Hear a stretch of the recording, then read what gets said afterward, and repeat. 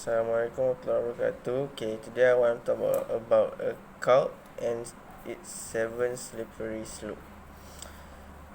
Okay, the cult that I mentioned is called the Family, which the leader was Charles Manson.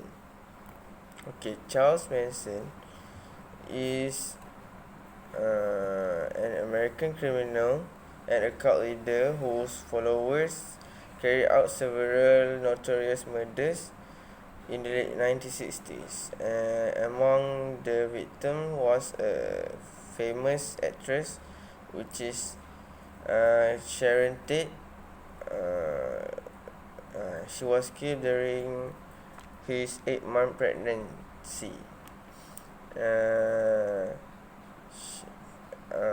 And then Leno LeBianca, which is a wealthy supermarket officer. Okay, so now I want to talk about the 7 slippery slope of the cult. Okay, the first one is mindlessly taking the first small steps. Okay, this happened on the beginning at age 9.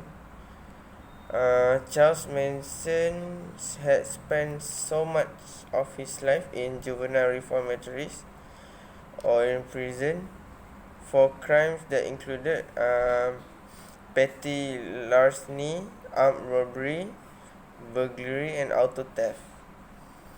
Okay, and for the second of the slippery slope is dehumanization of others, which is he ordered his followers to go on a killing spree, which one of the victims was Sharon Tate, whom already 8 months pregnant.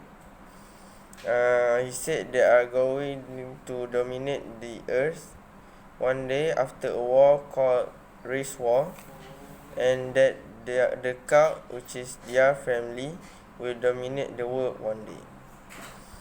Okay, and then for the third one is the individualization of self, which is anonymity. Manson's followers also included a small hardcore unit of impressionable young girls. They began to believe without question what Manson had claimed, that he was Jesus and his prophecies of the race war is true. And then the fourth one is diffusion of personal responsibility.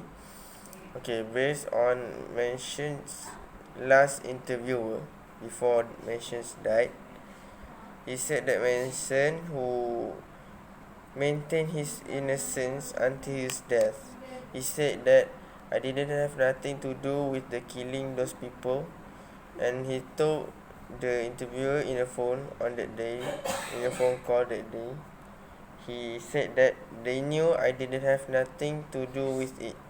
I didn't have anything to do with it. So the interview occurred while he was still serving a life sentence in prison. Okay, the fifth one is blind obedience to authority.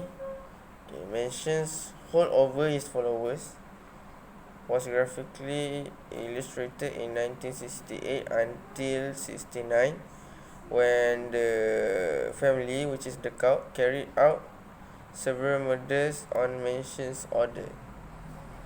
Uncritically, and then the sixth one is critically conformity on group norms. Okay, the notorious Manson family, which is the notorious cult, are responsible for the Tate LaBianca